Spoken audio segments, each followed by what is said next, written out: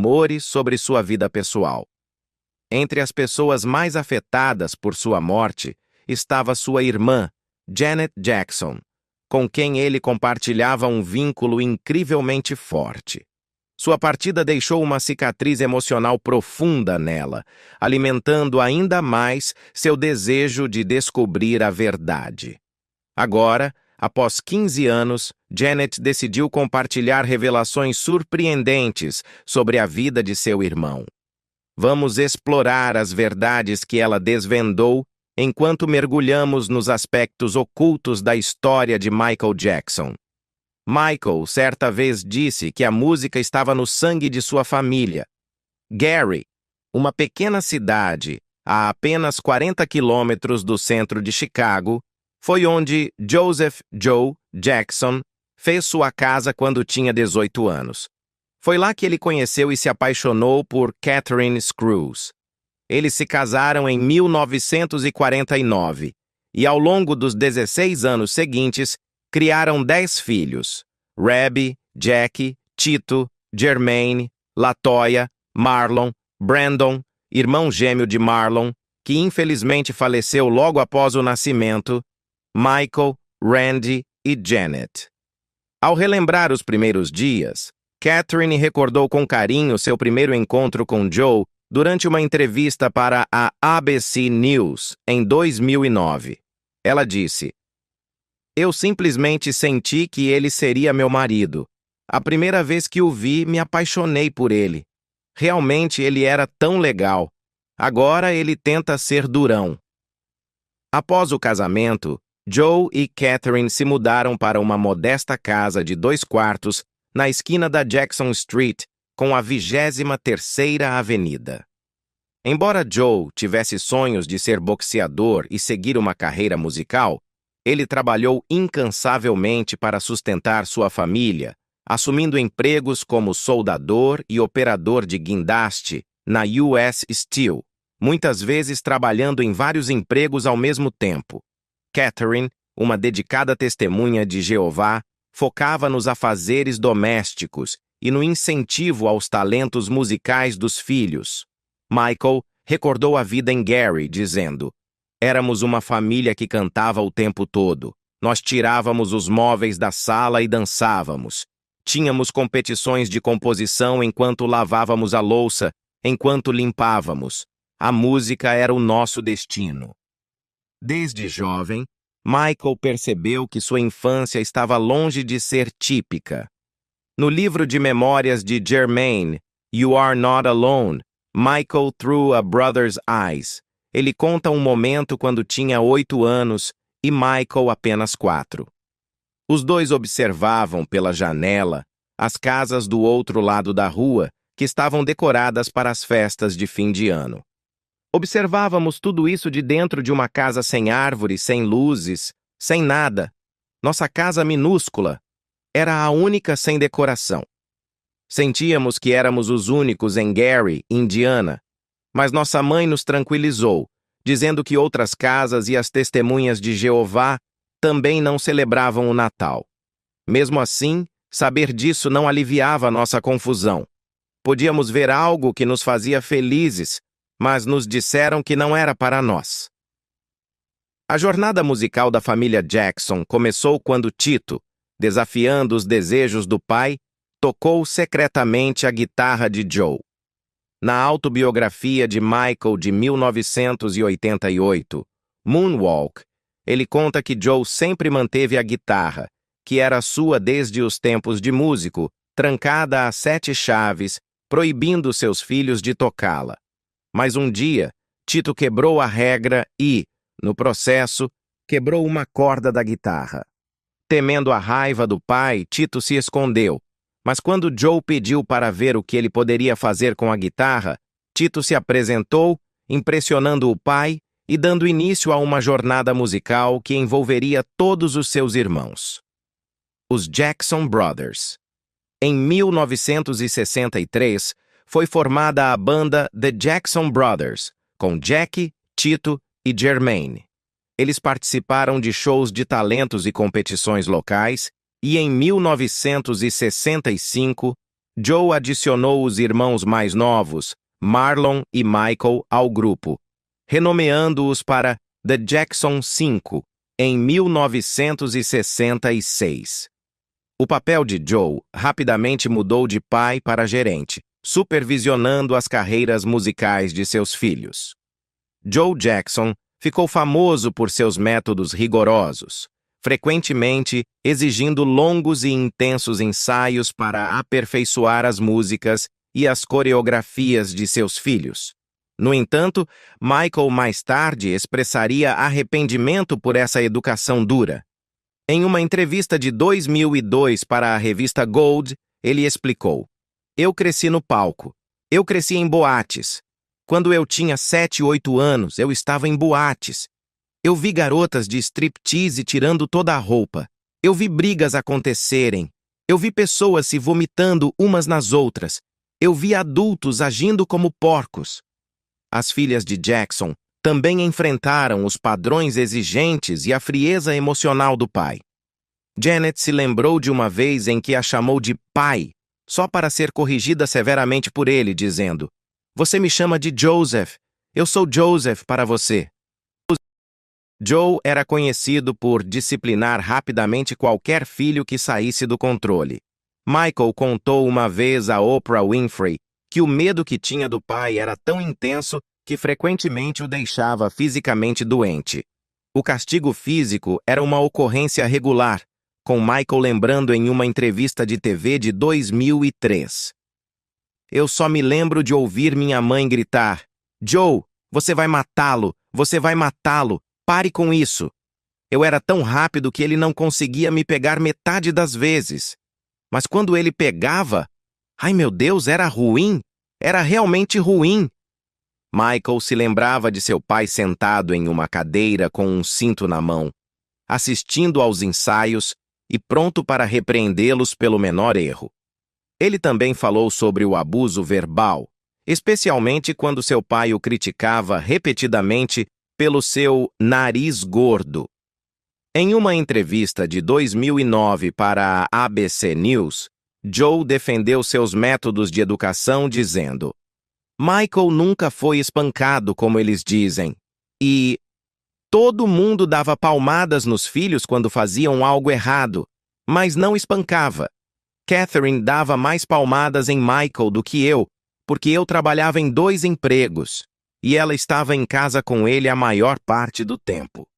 Joe expressou orgulho de sua disciplina rigorosa em uma entrevista de 2013 para a CNN, dizendo: "Eu fiquei feliz por ter sido rígido, porque olha o que eu consegui. Eu consegui filhos que todo mundo amava no mundo inteiro, e eles trataram todos com respeito." Saindo de Gary e se mudando para Los Angeles. À medida que a popularidade dos Jackson 5 crescia, a família decidiu deixar Gary e se mudar para Los Angeles. O ponto de virada aconteceu em 1967, quando o grupo venceu uma competição de talentos amadores no Apollo Theater, em Nova York. Vendo o potencial, Joe tomou a ousada decisão de empurrá-los para o mundo profissional. 2 anos depois, ele conseguiu um contrato com a Motown Records, colocando seus filhos ao lado de artistas famosos como Stevie Wonder, The Supremes e Smokey Robinson. Com sucessos no topo das paradas como I Want You Back, Never Can Say Goodbye, I'll Be There e ABC. The Jackson 5 dominou a cena musical no final dos anos 60 e início dos anos 70, vendendo mais de 100 milhões de discos mundialmente. Após o sucesso com a Motown, Joe decidiu que era hora da família deixar Gary e se mudar para Los Angeles. Refletindo sobre a criação deles em uma entrevista para a ABC News em 2011, Jermaine expressou apreço pela abordagem rígida, mas solidária de seu pai, dizendo: "Nós não gostaríamos de ter sido criados de outra forma. É difícil criar 9 filhos, trazê-los de Indiana para cá, Los Angeles. Isso era tudo o que ele queria, manter a família unida. E se ele não fizesse mais nada, ele nos trouxe para cá. Ele nos ensinou tudo o que sabíamos sobre nos tornarmos o que nos tornamos. O relacionamento conturbado de Janet Jackson com seu irmão Michael Jackson. Em seu novo documentário para o Lifetime e A&E, Janet abre o coração sobre o relacionamento complicado que teve com seu irmão famoso. Ela revela que Michael costumava fazer comentários maldosos sobre seu peso, e à medida que ficaram mais velhos, começaram a se afastar. Janet explicou que a dinâmica deles mudou drasticamente após a ascensão de Michael à superestrela com o lançamento de seu álbum Thriller, em 1982. Teve épocas em que Mike costumava me zoar e me chamar de nomes. Porca, cavalo, porco de abate, vaca. Ele ria disso, e eu também ria, mas lá no fundo aquilo realmente doía, revelou Janet. Quando alguém diz que você está pesado demais, isso te afeta. O relacionamento deles começou a mudar após o lançamento de Thriller. Janet refletiu. Eu me lembro de adorar o álbum Thriller, mas pela primeira vez senti que algo estava diferente entre nós, como se algo estivesse mudando. Ele sempre vinha até o meu quarto e nós conversávamos, mas dessa vez ele entrou e nenhum de nós disse uma palavra. Então ele simplesmente se levantou e saiu. Foi aí que Mike e eu começamos a nos afastar. Ele não era tão divertido como antes. Janet também falou sobre como foi trabalhar com Michael na música de 1995, Scream, lembrando de como eles ficaram mais distantes durante as gravações do videoclipe. Michael filmava à noite. Eu filmava de dia. A gravadora dele bloqueava o set dele para que eu não pudesse ver o que estava acontecendo. Eles não queriam que eu estivesse no set. Isso me magoou muito, porque eu sentia que estava lutando ao lado dele, não contra ele. Eu queria que fosse como nos velhos tempos, mas não foi. Aqueles dias já haviam passado, disse Janet. Janet Jackson finalmente aceita a morte de seu irmão quando Michael faleceu em junho de 2009 devido a uma parada cardíaca causada por uma overdose de Propofol. Janet ficou devastada. Ela inicialmente reprimiu sua dor para lidar com a enorme perda. Agora Janet admite que está começando lentamente a processar a morte de seu irmão e a curar seu coração partido. Finalmente consegui começar a chorar. Eu estava em Paris, e foi um daqueles momentos, compartilhou. Em algum momento, você precisa seguir em frente, e estou tentando fazer isso, mas é realmente difícil. Não passa um dia sem que eu pense nele, nenhum dia. Reconhecendo que a cura não é fácil, Janet confessou. Eu meio que estou me forçando, me empurrando um pouco para superar isso, porque não é saudável. Passei a noite em Paris assistindo todos os vídeos dele e ouvindo sua música. Houve momentos em que eu chorei e outros que me fizeram rir. Foi bom para mim. Eu precisei disso. Propofol e a morte de Michael Jackson. As circunstâncias que cercam a morte de Michael Jackson permanecem envoltas em mistério. Ele havia solicitado Propofol para ajudá-lo a dormir por pelo menos 10 anos antes de sua overdose fatal. A doutora Christine Quinn, que havia trabalhado com Jackson durante seus procedimentos dentários, relembrou uma reunião em 1998 ou 1999, quando Jackson lhe pediu a droga. Eu disse a ele que o sono causado pela anestesia não é um sono verdadeiro, não é um sono reparador, lembrou Quinn. Apesar de sua advertência, Jackson insistiu que o sono que ele tinha sob anestesia era o melhor que ele já havia experimentado. Quinn continuou a administrar anestesia para outros procedimentos, mas nunca usou Propofol. E Jackson nunca pediu novamente ou solicitou uma anestesia mais longa do que o necessário.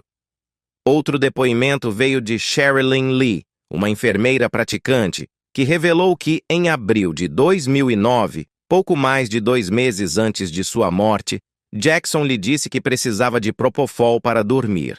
Apesar das advertências de Lee sobre os perigos da droga, Jackson permaneceu firme, alegando que os médicos o haviam tranquilizado de que era seguro, desde que fosse monitorado. A atitude dele era: eu preciso disso, eu preciso para dormir. Você não entende, eu não tenho uma boa noite de sono há séculos, lembrou Lee. Jackson não recebeu propofol de Lee. O Dr. Petros Levonis, um especialista contratado pela empresa, sugeriu que Jackson estava recorrendo a médicos diferentes para conseguir medicamentos opioides. No entanto, os advogados da mãe de Jackson reconheceram suas dificuldades com medicamentos prescritos, mas esclareceram que ele usava principalmente anestesia e outros medicamentos durante procedimentos médicos e dentários, contestando as alegações de que ele era viciado. A morte misteriosa de Michael Jackson. Quem é realmente responsável pela morte de Michael Jackson e por que ele parecia ser alvo durante anos? Estas são perguntas com as quais sua família continua lidando, buscando desesperadamente clareza sobre os eventos que levaram à sua morte prematura. Em uma entrevista reveladora, Paris Jackson, filha de 18 anos de Michael, e Janet Jackson fizeram alegações chocantes, sugerindo que a morte de Michael não foi um acidente, mas um ato deliberado. Paris acreditava firmemente que a morte de seu pai foi premeditada, afirmando: parece teoria da conspiração, parece besteira, mas todos os verdadeiros fãs e todo mundo da família sabe disso. Foi uma armação, foi balela. Janet Jackson compartilhou sentimentos semelhantes, suspeitando que a morte de Michael pudesse ter sido orquestrada. Essa visão foi repetida por outros membros da família, incluindo LaToya Jackson, irmã de Michael, que questionou a verdadeira natureza da morte de seu irmão. Acredito que Conrad Murray está sendo usado como bode expiatório. Parece um esforço planejado para tirar meu irmão de cena, algo que ele sempre me alertou, comentou LaToya.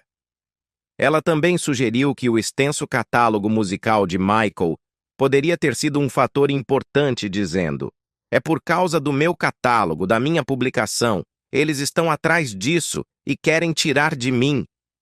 LaToya já havia falado sobre os medos de Michael em relação à possibilidade de ser assassinado. Em uma entrevista à CNN, ela se lembrou: ele tinha medo. Ele tinha medo. Ela também descreveu a atmosfera perturbadora na noite de sua morte, onde Michael parecia pressentir que seu fim estava próximo. Após seu falecimento, pessoas de quem ele tinha expressado preocupações assumiram o controle de seu patrimônio. LaToya foi rápida em apontar o doutor Tomei, que gerenciava os negócios de Michael no final de sua vida.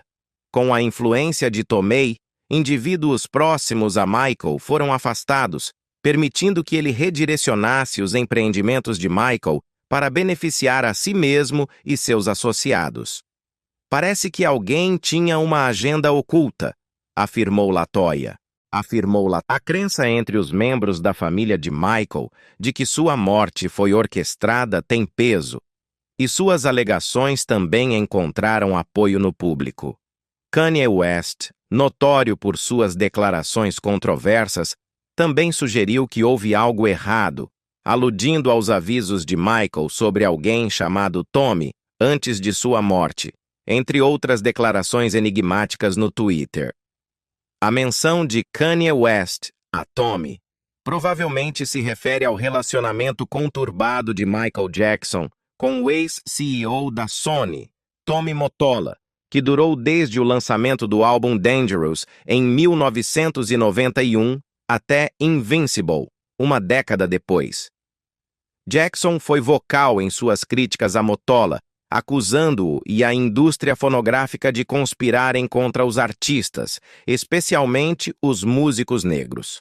As tensões aumentaram ainda mais quando Jackson adquiriu os direitos de publicação de grande parte do catálogo da Sony, o que o levou a chamar Mottola de diabólico.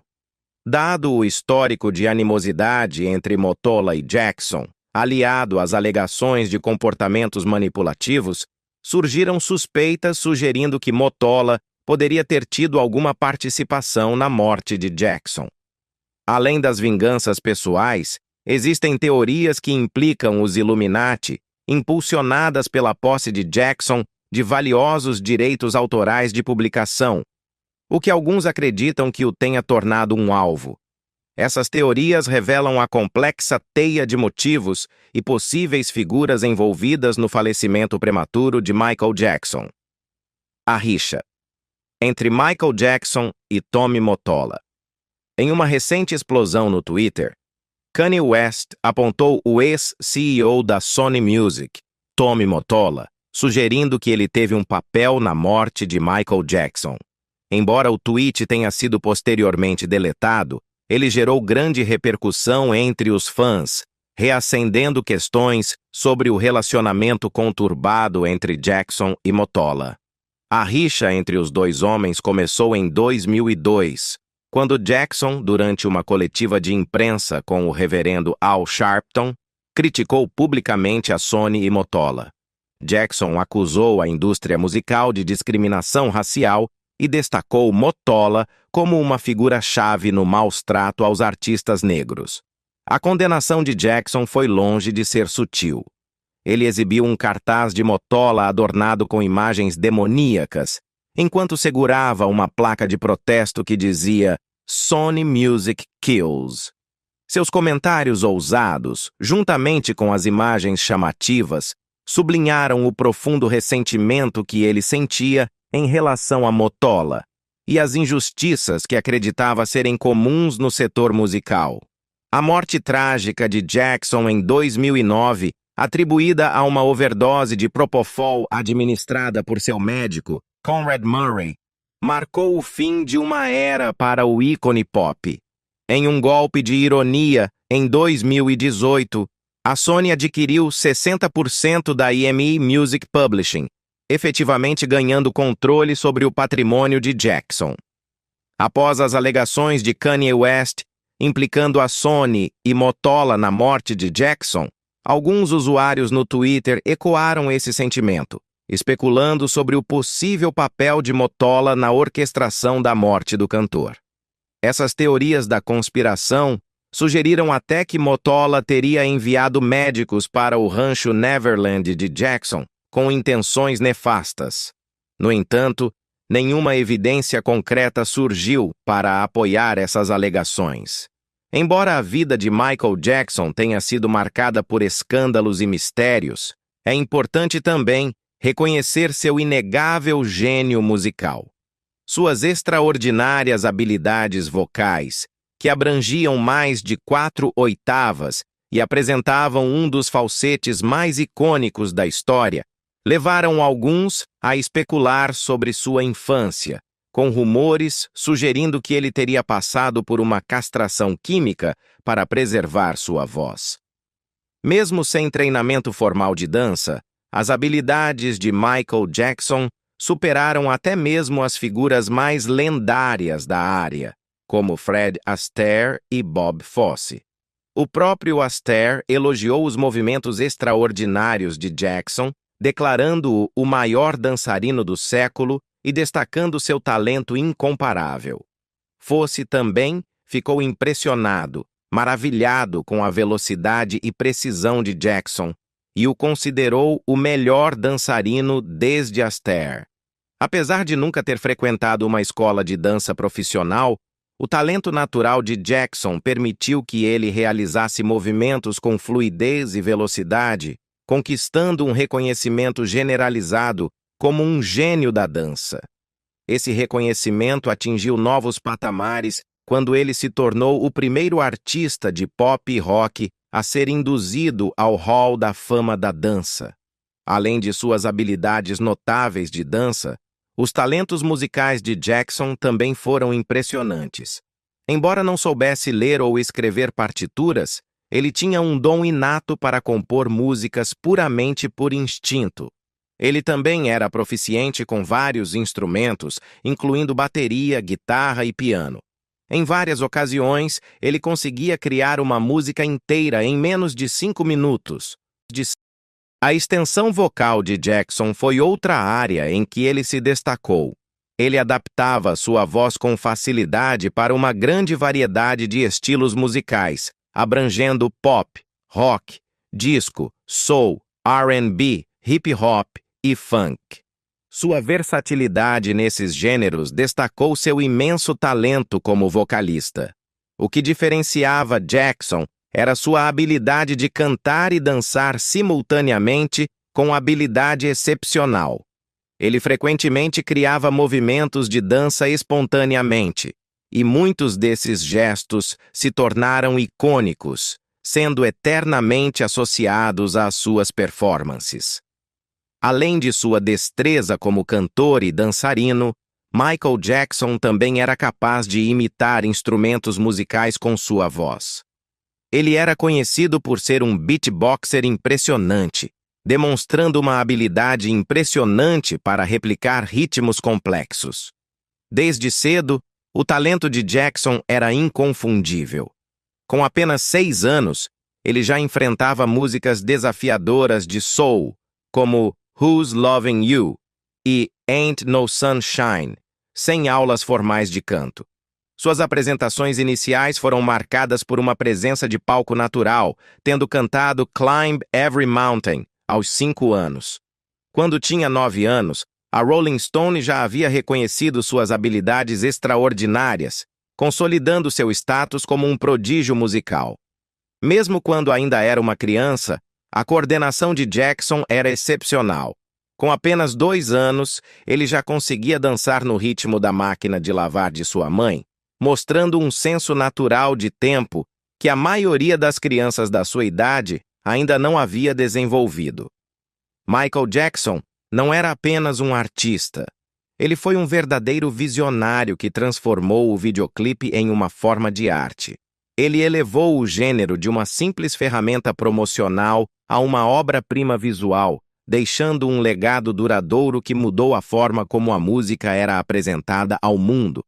Michael Jackson é um verdadeiro artista crossover, cuja influência não tem limites, cativando fãs de diferentes raças, culturas e gerações. Seu catálogo ostenta sucessos atemporais como Don't Stop Till You Get Enough, Billie Jean, Beat It, Smooth Criminal, We Are the World, Black or White e Will You Be There. Essas faixas lendárias, escritas há 35 a 40 anos, continuam a tocar o coração dos ouvintes, provando seu apelo duradouro. Seu talento extraordinário como compositor foi reconhecido com sua merecida inclusão no Hall da Fama dos Compositores. Além de sua própria era notável, o impacto de Jackson moldou as carreiras de inúmeros artistas modernos. Ícones como Bruno Mars, Lady Gaga, Justin Timberlake, Beyoncé, Usher e Britney Spears, entre outros, citaram as contribuições revolucionárias de Jackson como uma grande influência em sua própria arte. Ao refletirmos sobre o extraordinário legado de Michael Jackson, fica claro que sua influência é tão poderosa hoje quanto foi sua música, seu talento e continuam a inspirar artistas ao redor do mundo.